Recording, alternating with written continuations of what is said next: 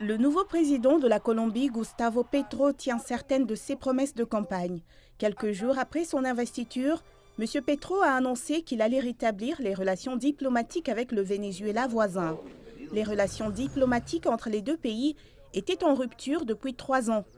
Le prédécesseur de M. Petro, Iván Duque, avait refusé de reconnaître Nicolás Maduro comme président après sa réélection en 2018, qualifiant le vote de frauduleux. Avec le redémarrage des relations le mois dernier, les deux chefs d'État ont reçu les nouveaux ambassadeurs assignés dans leurs palais présidentiels respectifs.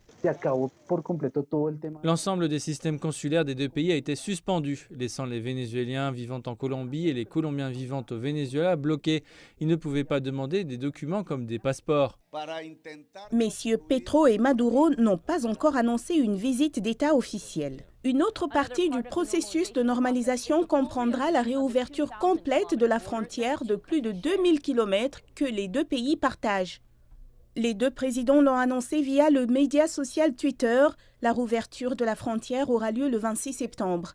Les échanges économiques entre la Colombie et le Venezuela se sont amenuisés depuis le début des tensions diplomatiques il y a 15 ans, avec l'ancien président colombien Álvaro Uribe Vélez qui a rompu les liens avec le président de l'époque Hugo Chávez.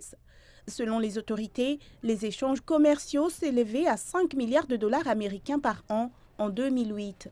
Ils sont aujourd'hui d'environ 300 millions de dollars américains. Le nouvel ambassadeur colombien dit espérer porter ce chiffre à 10 milliards de dollars.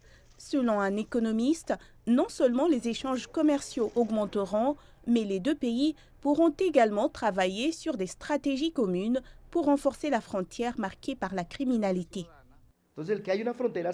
En ayant une frontière fermée comme nous l'avons fait au cours de cette dernière décennie, nous avions le trafic humain, les drogues, le crime, la contrebande. L'ouverture nous donne le défi de faire face à ce problème. Les vols entre les deux capitales vont également reprendre.